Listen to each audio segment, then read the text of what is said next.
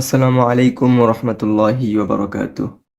আপনার কবরের প্রথম রাত, চারদিকে অন্ধকার এবং আপনি একা, আর আপনার দিকে এগিয়ে আসছে দুইজন ফেরেশতা।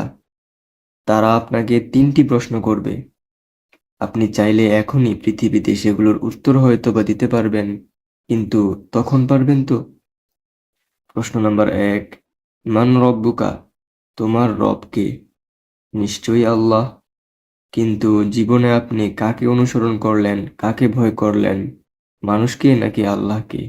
যদি আল্লাহকে ভয় করে থাকেন তাহলে তখন উত্তর দিতে পারবেন, আর অন্য কাউকে ভয় করে থাকলে তখন আপনার সাথে অন্য কিছু হতে পারে।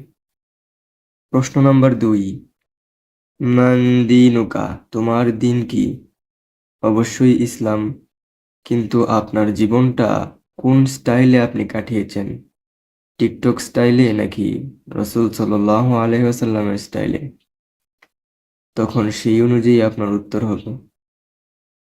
প্রশ্ন নাম্বার 3, মান নাবিয়ুকা, তোমার নবী কে?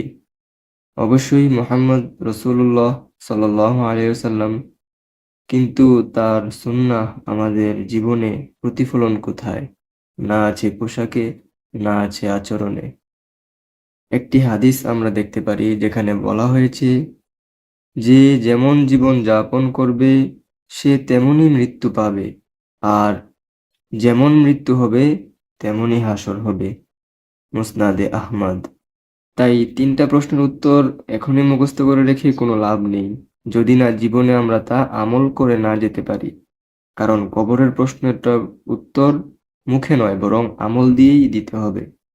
আজ থেকেই আমাদেরকে এমন জীবন শুরু করতে হবে যার জন্য আমরা কবর জীবনে সুখী হতে পারি। আল্লাহ তাআলা আমাদের সবাইকে বেশি বেশি নেক আমল করার তৌফিক দান করুন। আমাদের জীবনকে সহজ ও সুন্দর করে দিন। আমিন। আসসালামু আলাইকুম ওয়া রাহমাতুল্লাহি ওয়া বারাকাতুহু।